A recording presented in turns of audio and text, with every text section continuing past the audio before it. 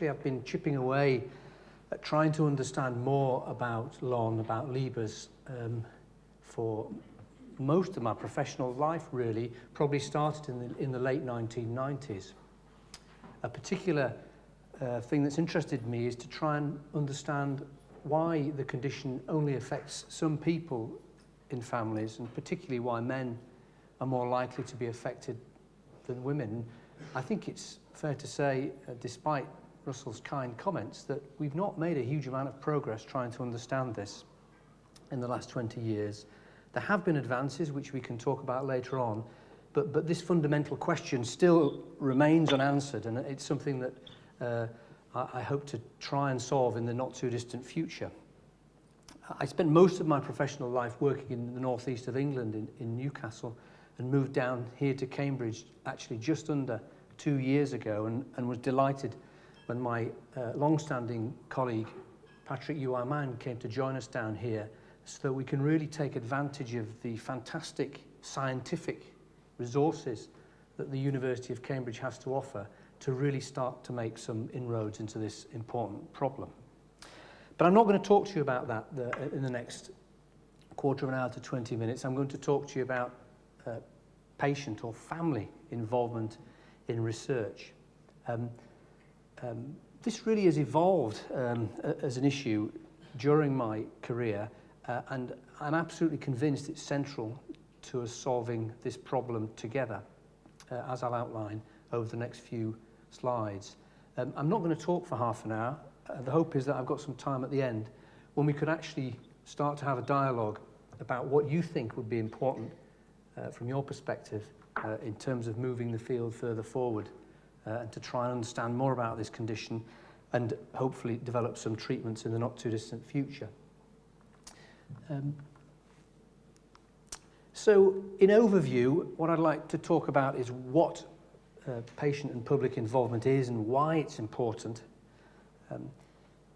why it's critical that we talk to people affected by conditions and families affected by conditions when we're designing research, because it should impact on that research. I'm going to tell you a few examples, not in the eye field, but from studies that have happened here in Cambridge, where the involvement of patients and families has absolutely been key to moving the field further forward.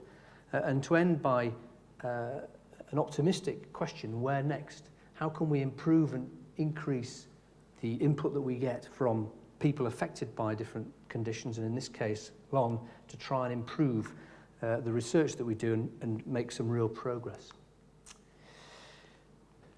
So I think it's critical that we involve patients and public in our research, because it adds major value to what we're trying to do. I think that your perspective is central to choosing the overall direction of the work that we're doing, so that we try and address issues that are important to you, not that are important to us for whatever interesting reason. They may be of great academic interest, shown here in the middle of the slide, to us, but whether they have an impact on your life is not necessarily connected to how fascinating they are from a scientific perspective. There's quite a long history to patient involvement in research, and it's remarkable really that it's taken so long to become a more routine part of what we do. In fact, the early origins of this go right back to 1990, when it was recognised through the Community Care Act, a law that was passed, that in order to shape the provision of services in the country, in the UK, it was critical to engage stakeholders, meaning the people that were going to receive that care. It's amazing to think that before 1990 that wasn't even considered to be an important issue. There was then a lag of 10 years before this had started to have an impact on the National Health Service. There'd been some work done in this time on social service, but quite a while before this started to have an impact on healthcare provision. And it wasn't really until 2006 that the National Institute for Health Research, which is one of the big government funders of health research, formally stated its commitment that patient and participant and public involvement was actually critical to how we move forward. In other words, they weren't going to pay for research unless the views of patients and the public were taken into account. And it's really remarkable again that it's taken nearly 10 years before the other medical charities and the other funders in the UK have followed on from the leadership of the NIHR to build into their funding models the patient and participant involvement. So now we've moved from a situation where we didn't even have to speak to patients and families to a situation now where actually there's an expectation that we will engage the broader public. And when we're asking for funding, we've got to provide evidence that we've done such a thing. So quite a distance has travelled. It helps us to set priorities for spending on services. That's where it all came out from in the initial stages. It helps us to evaluate whether the things that we're doing are actually important for patients and families. And it helps us particularly to shape latterly mental health and social care provision, which is a current emphasis of the NHS and the UK government. And it's increasingly recognised that as we move through our research programme, it's critical that we involve patients and the public in the priority making and the decision making of our research programmes. So we need your help. The government insists on it, and there is growing interest and commitment to this initiative. So what is patient and public involvement? Well, I mean, obviously, we need the patients to be participating in research. You know, in the past, they were referred to as the subjects of research. That language has changed over recent years to participants in research. But clearly, if we're going to study different conditions, we need patients to study them in. We've been doing that since medical research began. How do we engage patients and the public in research? Well, we can engage them by communicating with them in a variety of different ways. This could be about the science, or it could be about breakthroughs through the media, social media and the traditional media, communicating what we're doing in our research. But I think the real drive over the last few years is to take another step, and that is to actually involve you in setting up how the research might be carried out, shaping its priorities and guiding us so that we remain focused on the issues that are most important. So we're not just telling you about research, which is what engagement is, we're involving you in the whole process of research, not just as subjects in research. So why should we do this? Well, we should do this for a number of reasons. I think your perspective challenges our understanding of what the condition is and what's important. We've been told we have to do it. The government and funders are telling us that we've got to do this. I think it's an ethically important thing to do. You know, if we're going to be planning studies that potentially cause distress, potentially have side effects, potentially have risks, it's critical that we engage the people involved in that research in its design and its implementation. And it's also democratic because, you know, in the end, much of the work that's being carried out in universities is being funded through the taxation that you have paid through your employment. So it's democratic to involve you in the research. We are public employees. And the big question, of course, is, does this really make any difference to the research? Will it make it better? So this is a great cartoon, I think, and apologies for those of you that can't see it in detail, but it illustrates the concept of perspective.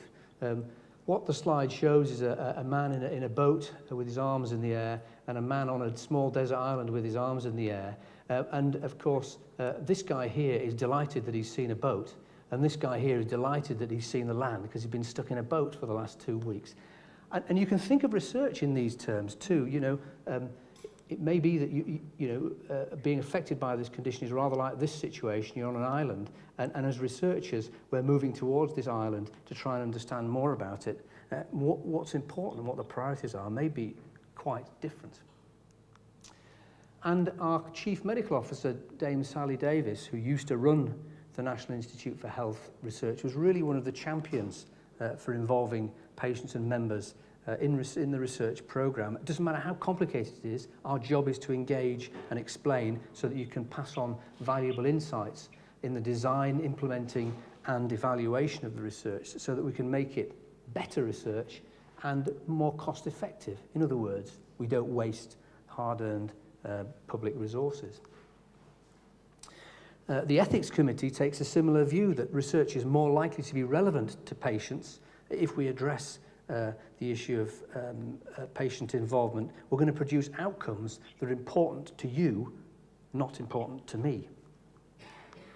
And so actually, if you look at what's called the research cycle, there's an opportunity for patients and families to be involved at almost every stage.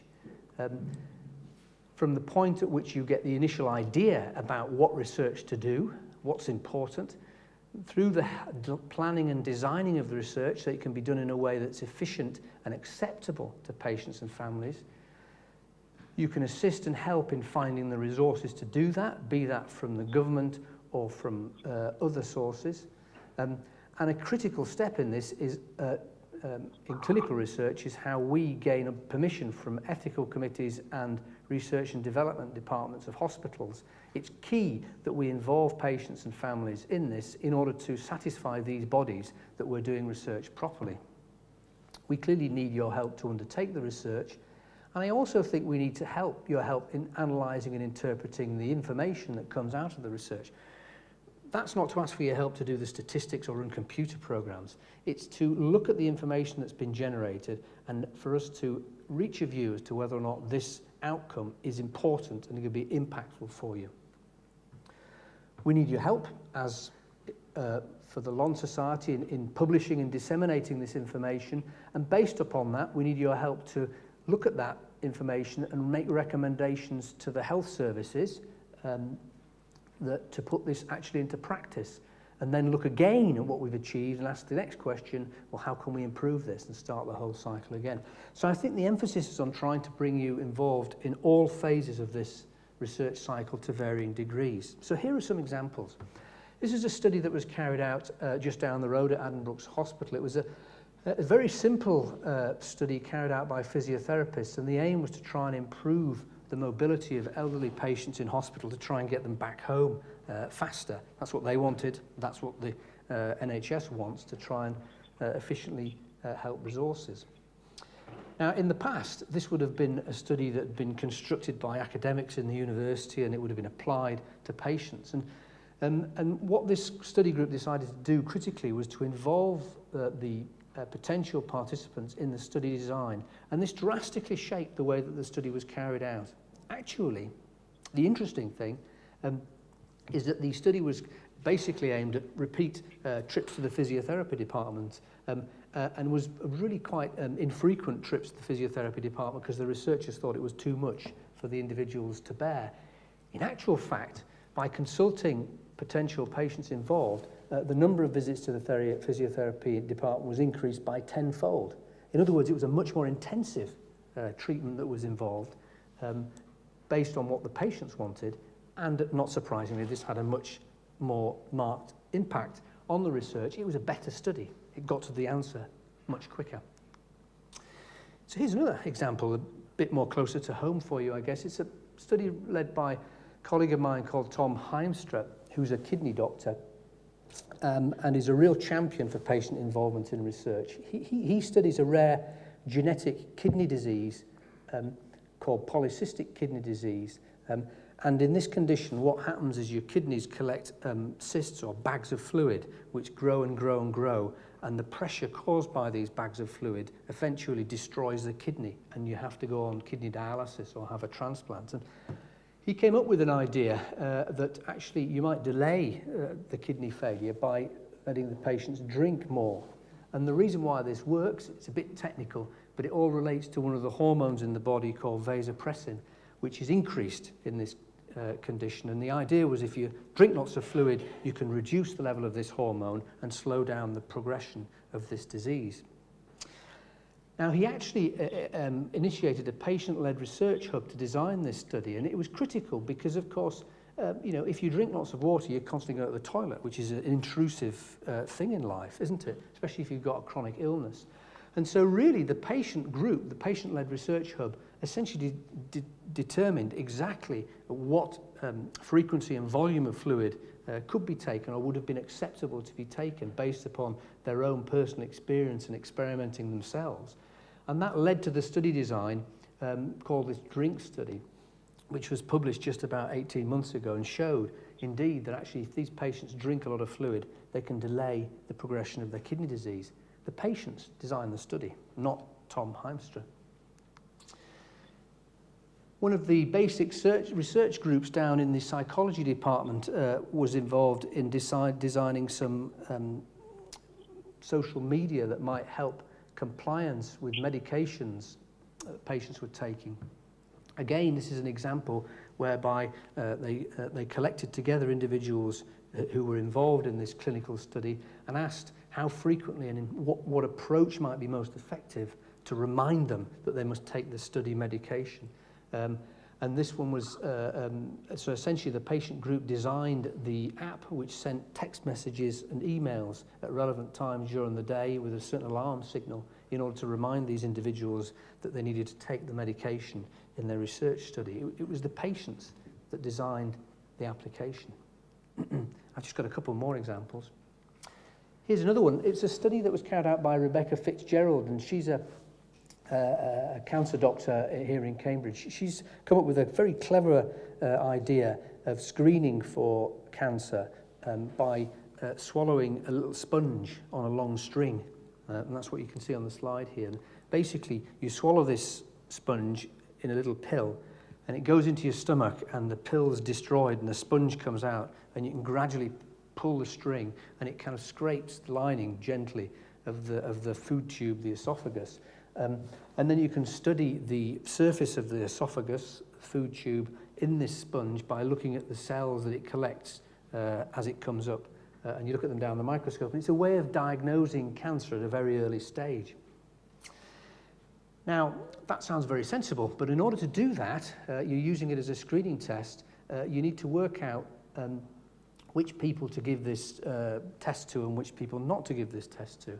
And by simply asking that question, you're reminding people that they're at risk of having the cancer. In this condition, sometimes people who have indigestion or frequent indigestion, that can be an early sign of cancer. And so they decided they'd study those individuals and see which ones they should screen using this new technology. Now, it was critical to engage the people who are having this indigestion in the design of the information that was being sent out in the study, because being reminded by letter that you're at risk of cancer is quite a distressing thing. And the patients actually constructed the documents that were sent out in the study in a way that they would like to have received it themselves. And so actually the participants in the study received documents that were written by people just like themselves, not by doctors, nurses, and scientists. And it's not just about adults. There are some active groups now that engage children of all ages, from the very young children, up to the age of 10 through teenage years, and then young adults.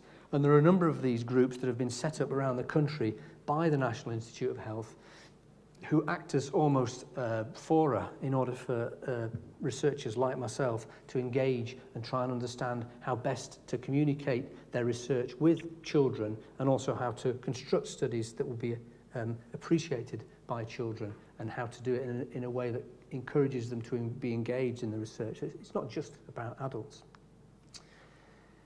So good patient and public involvement can have impact. It can influence the study design, it can influence how we measure the effect of the treatment, what's important in LHON that we should be looking at in our studies. It helps keep people engaged in research so they don't get bored and stop coming for the follow-ups. It helps recruit patients in research because the information is presented in a way that's engaging and acceptable to them. It helps the public understand research. If you're involved in designing the study, you'll understand what the outcome of the study means. And it helps us to convince funders that this is research that's worth doing. And if the research is a success, your involvement helps us with the debate, with the politicians and with the health services to change the way that we treat this condition. We've got your backing. It's enormously politically helpful to make a change. So where next?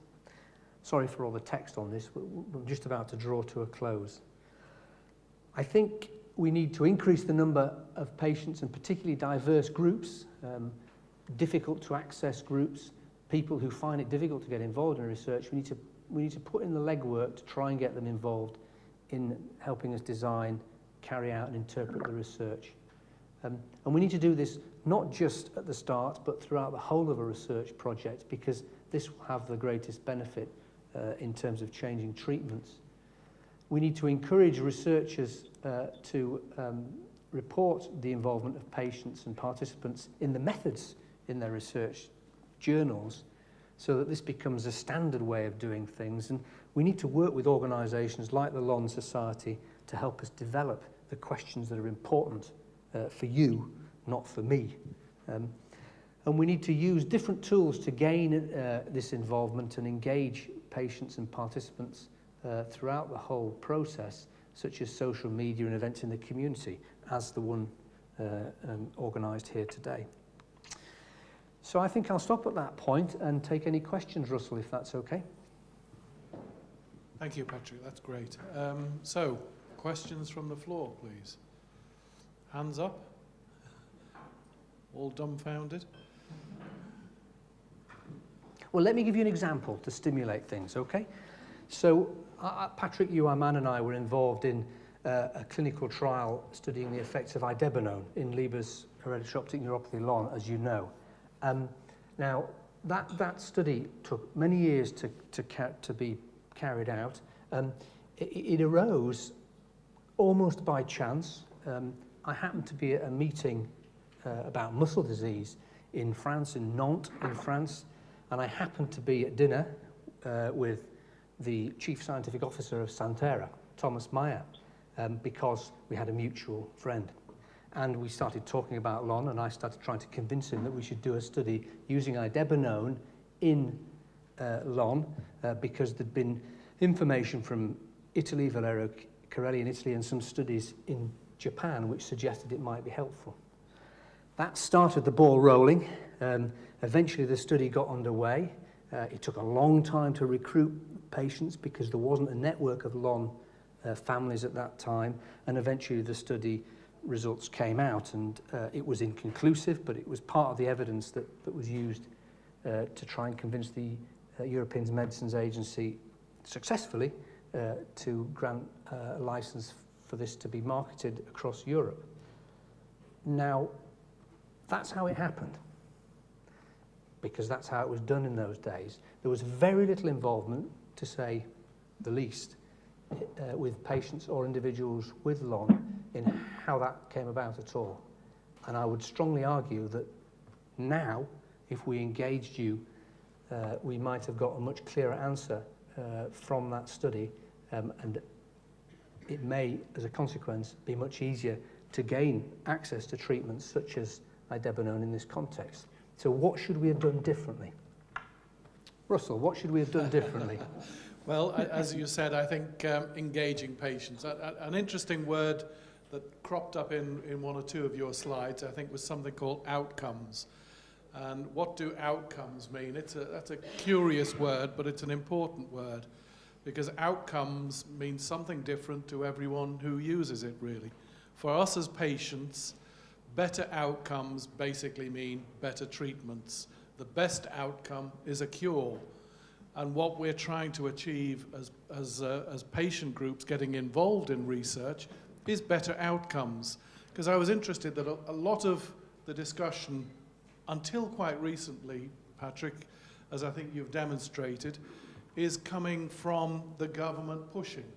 People are getting patients involved because they're being told to. For 10 years now, if you wanted to do a research project and get government funding, you had to involve patients.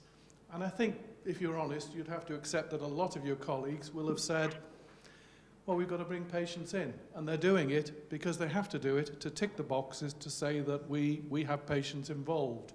That really is changing, and the reason it's changing is that outcomes, we're finding that we get better outcomes when we get better patient input. It's not without its problems or its issues, but Francois gave us some very good examples earlier today about projects where patients have completely transformed the landscape.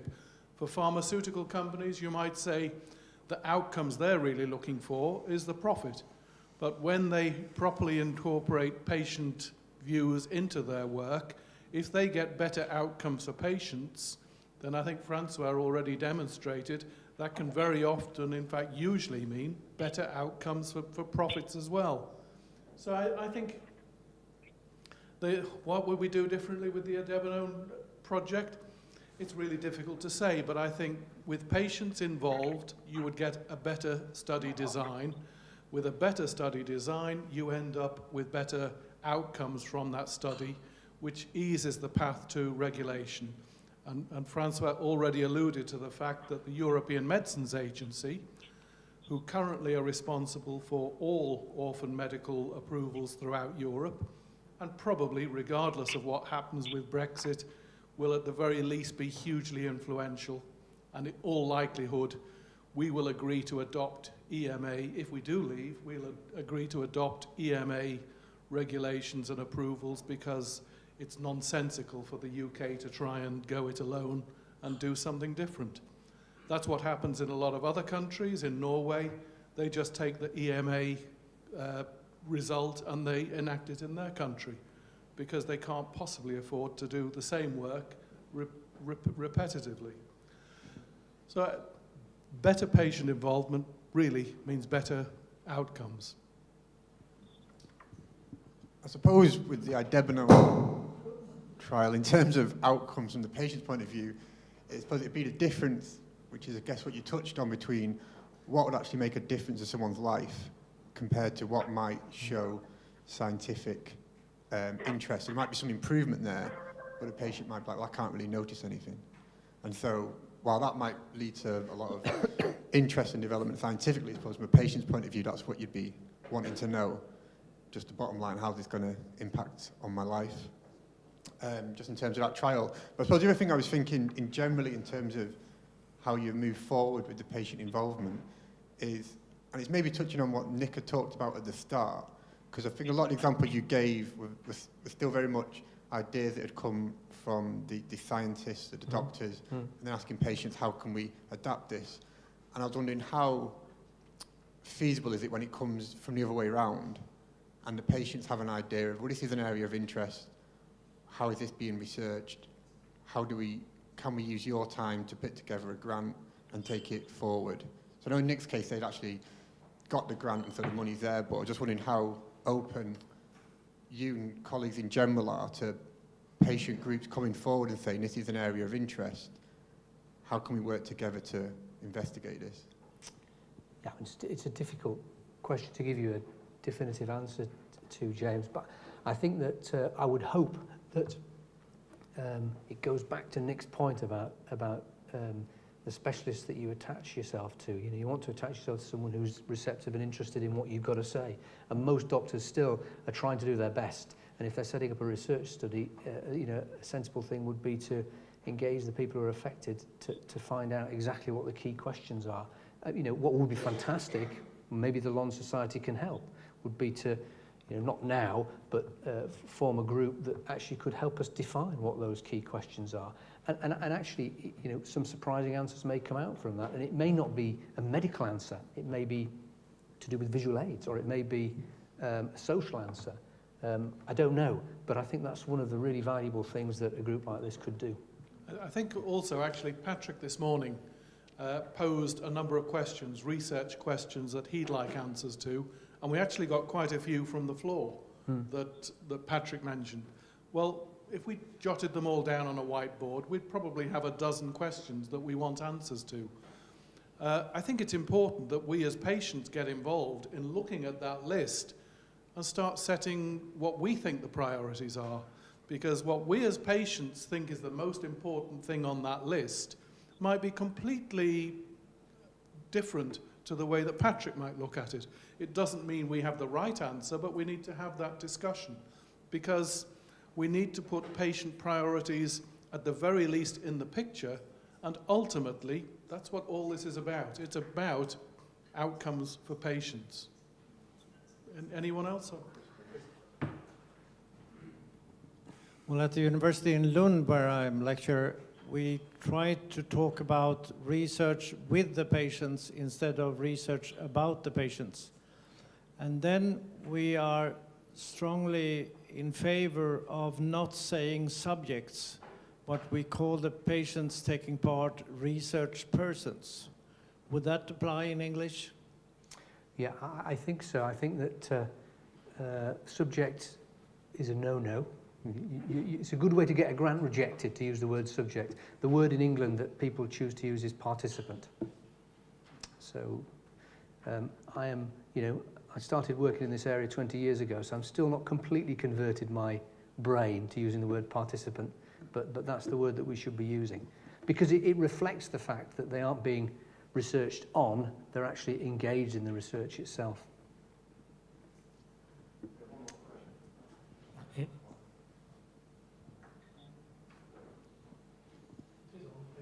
It's on? Okay. I'd like to comment and add an information that goes perfectly in line with what you presented. It's the work of a team in Utrecht with Professor Bert Lufkens. They looked in the rare diseases for which we now have an orphan medicine authorized. What were the drivers of success? And one first element is the number of published articles in the scientific literature. And there is a threshold below which there is too little scientific activity for any development to start. And that threshold is about 200. And the second element which is driving the success of development of medicines is the existence of an active patient network to push the research. So it's not a marginal effect. It's the second main driver for successive development of medicines, the existence of involved patients with researchers. Interesting. Okay.